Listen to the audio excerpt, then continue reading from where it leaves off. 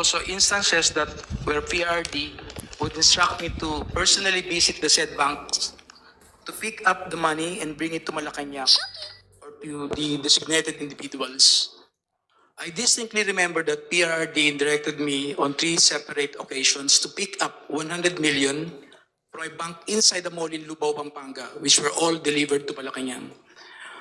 On another incident, I was informed by PRRD that the 2 land bank managers' check which were to be delivered to one of our safe houses in Eastwood, Quezon City, in the amounts of 84,200,000 pesos and 4,800,000 pesos, respectively, were issued under my name.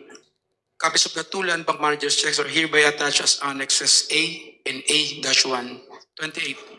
To prove the aforementioned allegations, I am willing to execute an affidavit, authorization, or any other document, and to perform all acts necessary for Committee on Justice of the House of Representatives or the courts to access the aforementioned bank accounts and all other bank accounts under my name.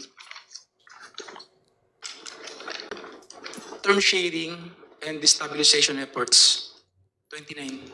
Sometime in November 2021, PRD mentioned to me that Ferdinand Bongbong Marcos Jr. will run for the president while Sara will serve as his running mate. PRD added that a few months ago, BBM and Senator Amy Marcos visited him to discuss a possible alliance to the 2022 national elections. During this meeting, BBM was able to convince PRD to have Sara as BBM's vice president. However, they also agreed that by 2025, BBM will voluntarily step down to give way for a Sara presidency.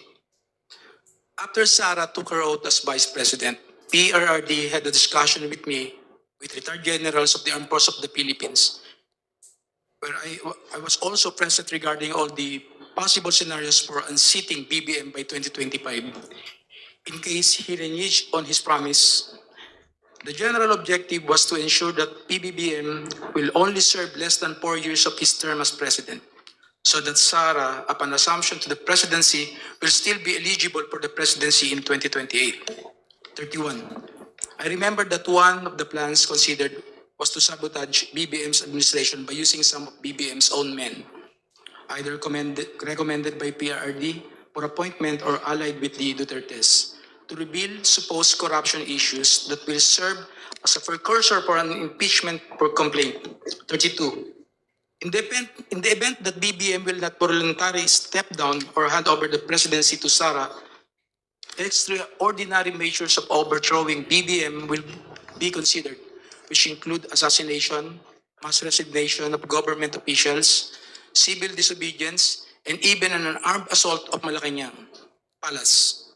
It was also considered by PRD to arrange assassination or armed hits of several government officials in order to cause massive civil unrest. The resulting civil unrest will be used as basis to organize a group of military officers to stage a coup. 33. One of my assignments was to recruit civil groups, schools, clubs, fraternities, criminal groups, and syndicates. Inday Sara is my president, ISIP, at 2022 national elections campaign. 34. In 2020, I was instructed by PRRD and Sara to help form a group to support Sara's candidacy for president in the 2022 national elections. Hence, I helped establish and register a non-profit corporation called Initiative for Social Justice Innovation and Progress, or ISIP Pilipinas, Incorporated.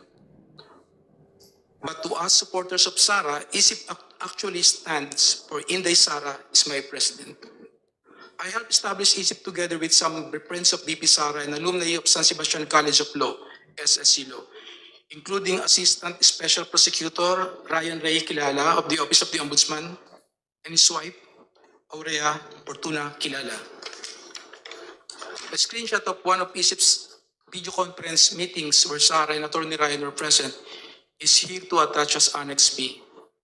A photo of Attorney Reynold Monsayac wearing an Inday Sara is my president is here to attach as Annex B-1.